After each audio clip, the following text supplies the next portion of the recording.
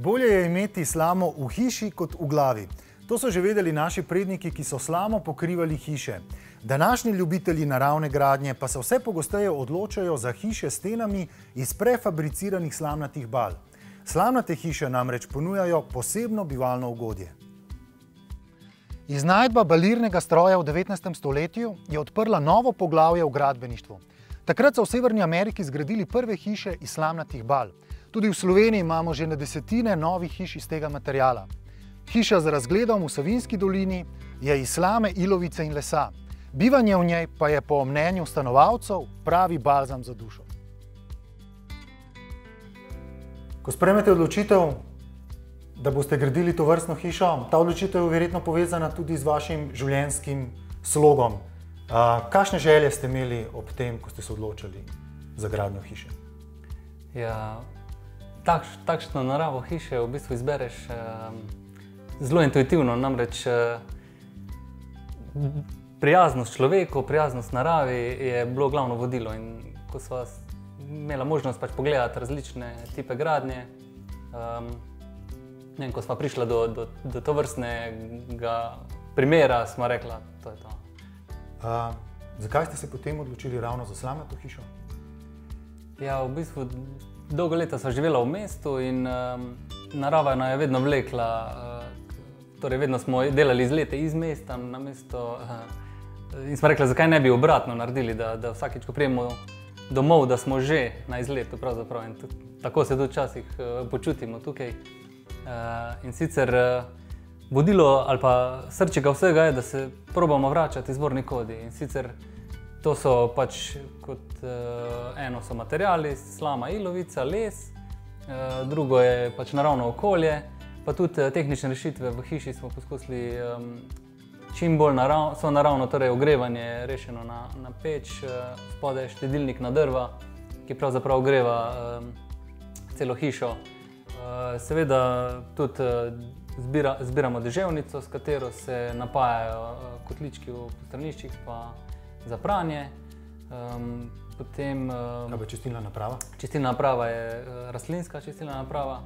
Dejansko smo hoteli res čim manj elektrike uporabiti. A to pomeni, da je del te čistilne naprave zunaj na prostem? Tako.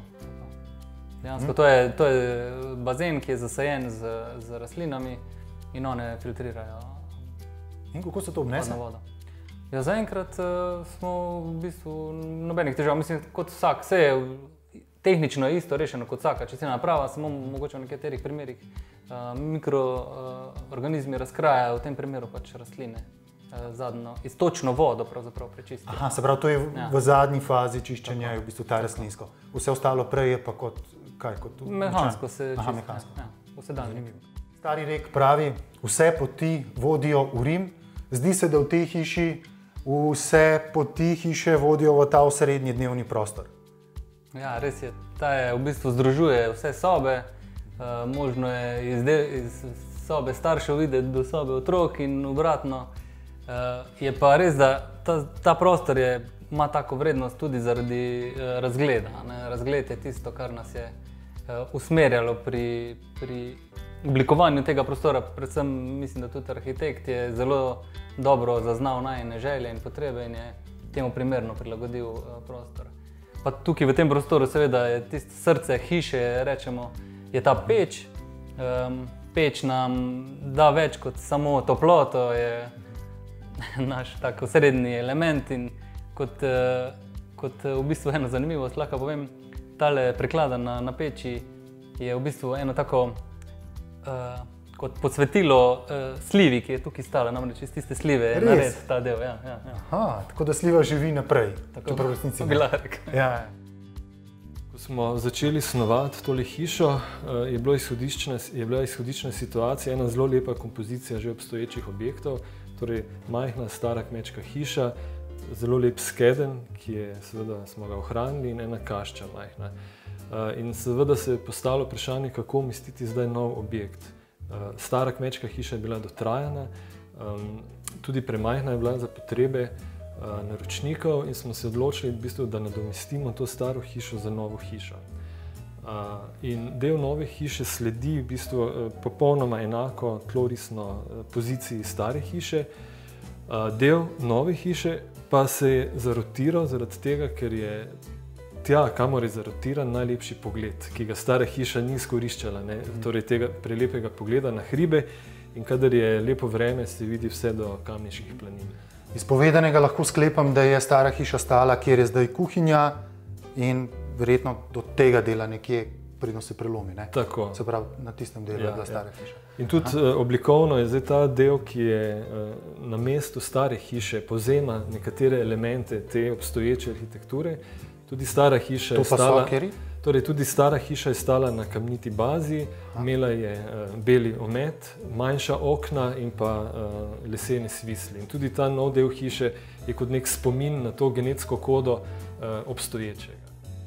Topografija, ki je precej hribovita, torej od tam, kjer se je hiša začela, do tja, kjer se je končala, je dobre 3 metre višinske razlike. In zdaj vprašanje je bilo, kako hišo prilagoditi temu poteku terena. Torej, ena možnost bi bila, da teren pač zravnamo in hišo naredimo pač ravno. Drug bolj subtilen pristop pa je, da se v bistvu hiša prilagodi terenu. In ta pristop smo tu obrali. In zato tudi organizacija prostorov in višinski potek hiše je takšen, da fluidno teče, ta višine se pretakajo iz enega v drug prostor. In mislim, da je kar fino uspelo. Hiša je zasnovana tako, da v prihodnosti dopušča spremembe, denimo v otroških sobah.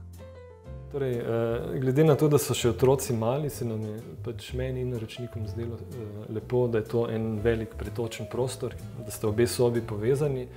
Kasneje, seveda, ko pridejo otroci v puberteto, kjer so njihove želje in neko socialno okolje drugačne, pa obstaja seveda možnost, da se to ali zapre z nekim pomičnim elementom, ali pa da se enostavno tam z steno zapre. Konstrukcija sama je pripravljena taka, da sta možni obe varianti, ali drsna vrata, ali pa da se ena predelna stena naredi in se potem ločita prostora. Gospod Tomaž, dajte nam za začetek povedati, koliko je takih in podobnih slamnatih hiš v Sloveniji, približno? Oziroma, če imate tudi kakšen podatek v primerjavi z drugimi sosednjimi državami? V Sloveniji je cirka, težko je točno številko določiti, ne glede na to, da obstajajo različne oblike, bom rekel, te gradnje, od prefabriciranih elementov, ki se jih mi gremo v naši firmi Snopje, do naprimer samograditeljev je tudi veliko, je kar velika diverzifikacija, bom rekel, na tem trgu različnih proizvajalcev. Ampak rečemo, da takole, kot deklarirano hiš, ki so izolirane za slamo v Sloveniji, obstaja cirka, rečemo, nekje od 30 do 50. V sosednji Avstriji, naprimer, ko se razvija tale gradnja, bom rekel, že 20-30 dobrih let, je cirka okoli 500 že takih hiš postavljenih.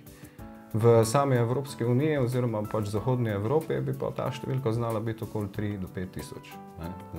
V roku 10-15 let, naprimer, kaj je. Panelne stene slamnate hiše imajo ogrodje iz slovenskega lesa, napolnjene pa so slamo iz Prekmurja in Prlekije. Leseni boks, dejansko je to ena škatla, se predizdela, konstrukcijski nosilni element, načeloma je smreka, se pravi suhi smrekovi elementi.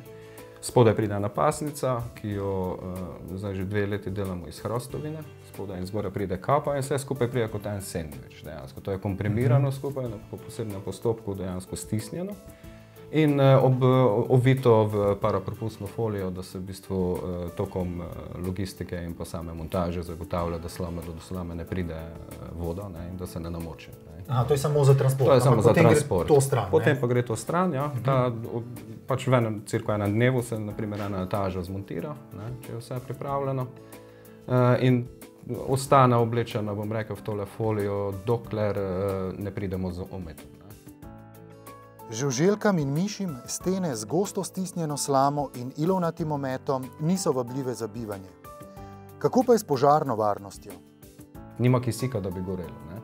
Evropski certifikat za steno, ki je enaka kot ta naša stena, obstaja pa evropski certifikat o negorljivosti, je 90 minut, se pravi po 90 minutah še vedno konstrukcijski elementi držijo, imate 90 minut časa, da se umaknete iz prostora, kar je bistveno več, naprimer, od neke betonske konstrukcije, kjer vam armirano betonska plošča pade dol, ko se železo raztopi.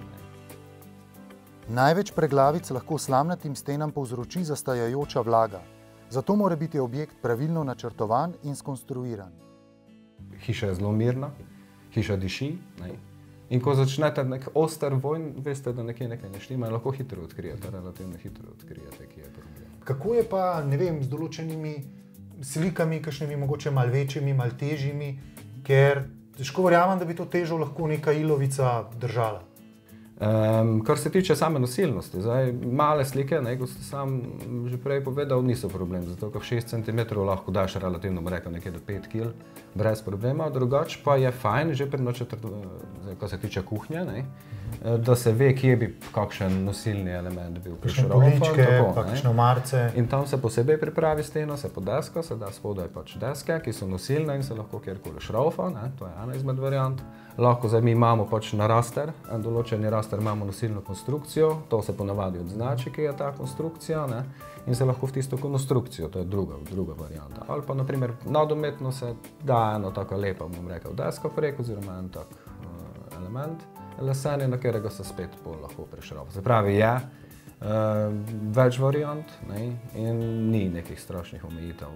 Tudi ogrevanje hiše je en izmed pomembnih vidikov delovanja. Videl sem, da v tem prostoru imamo en tak šporget, hkrati je v dnevni sobi peč namenjena tudi ogrevanju. Kaj pa vsi ostali prostori v primeru res hude, mrzle zime? Kako pa potem se kopalnica ogreva, recimo? Nekako osnova večina naših hiš, ki jih pri Snopju zgradimo, je v bistvu brez centralnega ogrevanja. Gre za tako dobro izolacijo, da smo nizkoenergetski standard, se pravi nekaj okoli 4 kW, kar pomeni, da rabimo zelo malo energije, da ogrejemo. Mi smo v enem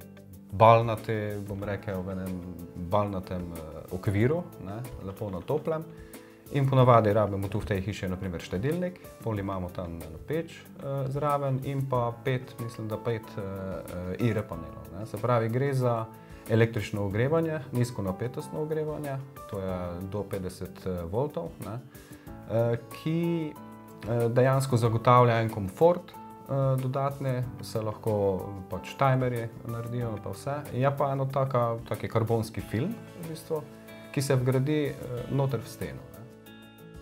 Koliko stane kvadraten meter take hiše, recimo? Ja, zelo odvisno od, bom rekel, lokacije, zato ko smo z logistiko dosti pogojeni. Vse pa cene gibljajo nekje, začnemo tam pri 1100–1200 evrov na kvadratni meter neto bivalne površine, bova rekla, pa sky is the limit. Se pravi,